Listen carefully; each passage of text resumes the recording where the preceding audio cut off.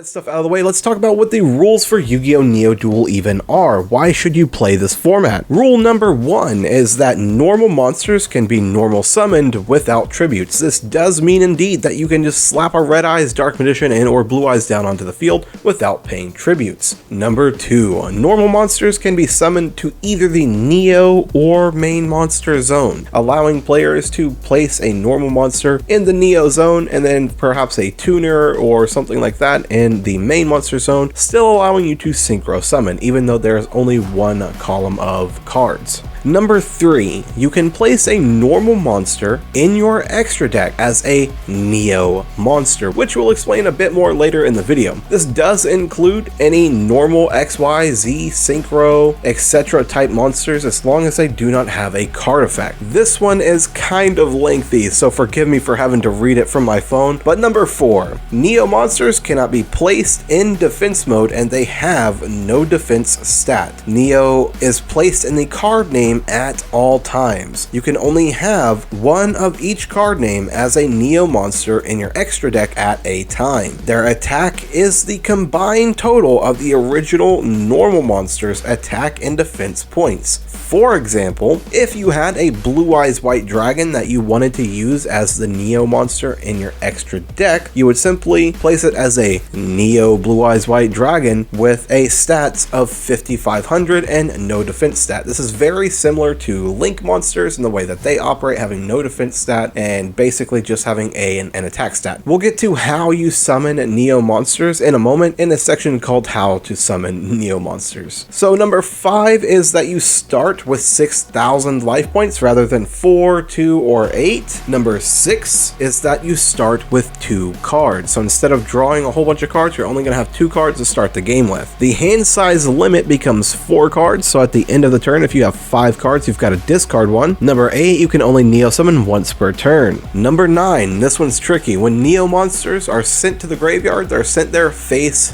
down. Number 10, the deck size limit becomes between 10 and 15 cards, while the extra deck becomes a max of 5. And finally, if you control no monsters and have no cards in your hand and control no spells and traps, basically if you have no cards, you can draw 2 cards for your draw phase instead of 1. So in addition to being able to normal summon, set, Xyz, synchro, and do all the stuff that you can do on top of normal playing Yu-Gi-Oh!, you can also do what's called a Neo summon. During the battle phase, you may send monsters that have not attacked on your side of the field to the graveyard, whose total attack and defense points are equal to or greater than the monster of the Neo monster that you want to summon. So basically what this means is, if I have, like that Blue Eyes earlier, I could normal summon Blue Eyes. He has no tributes, he's a normal monster. His attack stats total are 5500. I could then go into battle phase, send that Blue Eyes to the graveyard, 2500 defense and 3000 attack, making 5500 points total, and then summon a Neo Blue Eyes from the extra deck with just 5500 attack. This is a way to basically turn a normal monster into a giant